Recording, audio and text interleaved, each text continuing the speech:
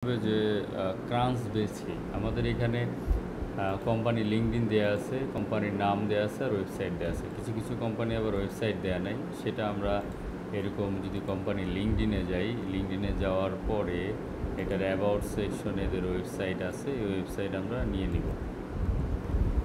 ক্রান্সবেস হলো একটা directory site যেখানে বিভিন্ন কোম্পানির ডিটেলস দেওয়া থাকে। তো আমাদের এই ক্রান্সবেজের ইউআরএল কালেক্ট করতে হবে, যে এই কোম্পানির যে ইউআরএলটা আছে সেটা কালেক্ট করতে হবে। এটার একটা সহজ সিস্টেম, সেটা হলো যে যদি কোম্পানি নাম নেই, কোম্পানি নাম নেওয়ার পরে এইভাবে সার্চ কোম্পানির নাম আর @ক্রান্সবেস, বেটার হয় ক্রান্সবেস.com যদি দিয়ে দিই এরকম, তাহলে পরে শুরুতেই এটা চলে আসবে। এর যে আসার পরে এই ক্রান্সবেস.com আসছে, আসার পরে আমি আরও কয়েকটা আসছে, আমি একটু ঢুকে দেখি। অ্যাবাউট করি আমি যে কাস্টমার কুরিয়াম.com, যেখানে আপনার ওয়েবসাইট অ্যাড্রেস আর হলো গিয়ে .co না তো .com মেবি, ইয়েস। তো ওয়েবসাইট অ্যাড্রেস আর হলো আপনার এখানে সেম মিলে গেছে। সো এইটাই হবে হলো গিয়ে আমাদের ক্রান্সবেজের ইউআরএল। তো এটা আমি এখানে ইনপুট দেব। তো এখন এরকম আপনি, আমার এটা পেইড ভার্সন ক্রান্সবেজের, সো সেক্ষেত্রে আমি নিজে দেখতে পারতেছি এটার ভিতরে। আপনি হয়তো 15-20টা দেখতে পারবেন, এরপরে আর আপনাকে ক্রান্সবেজে ঢুকে এই প্রোফাইল দেখতে নাও দিতে পারে, আমি শিওর না। যদি দেখতে দেয় তাহলে তো ভালো। সেই ক্ষেত্রে আপনি যেটা করবেন, যেমন এই ক্ষেত্রে যদি ডোমেন দেওয়া থাকে, বেটার হয় আপনি ডোমেন দিয়ে সার্চ দেন।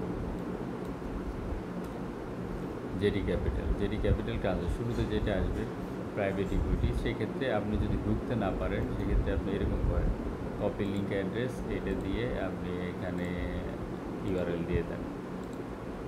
এটাই সহজ সিস্টেম আমার কাছে মনে হয়েছে, তবে শিওর হয়ে নিতে পারলে বেটার হইত। জেফ্রিজ, তো আপনি একটু পড়ালেখাও করতে পারেন। এইখানে জেফ্রিজ তো 2টা আসছে, তো দুইটা কি সেম কিনা, বা এইখানে যে অংশটা থাকবে এই অংশের মধ্যে আপনি একটু যদি পড়ালেখা করে নেন, তাহলে অনেক সময়, কারণ হলো অনেক সময় কোম্পানি নেমের সাথে আপনার ডোমেন নেম মিল থাকে না।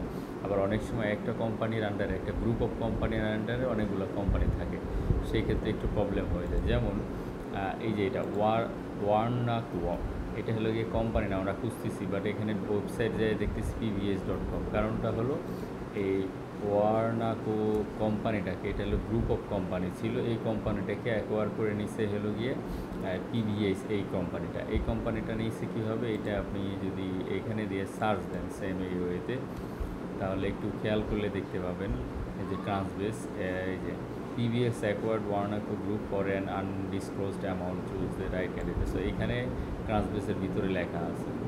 তো এখান থেকে আমি শিওর হলাম যে হ্যাঁ, ওয়ার্নাকোর যে আমি ইউআরএলটা পাচ্ছি, আমি যদি ইউআরএলে যাই, ওয়ার্নাকো এখানে ওয়েবসাইট আছে PVS acquired বাই, এইখানে লেখা আছে যে বিজনেস, এটা কি কোথায় যেন লেখা দেখছিলাম যে ওয়ার্নাকো অ্যাকোয়ার্ড হয়ে গেছে ইয়েতে।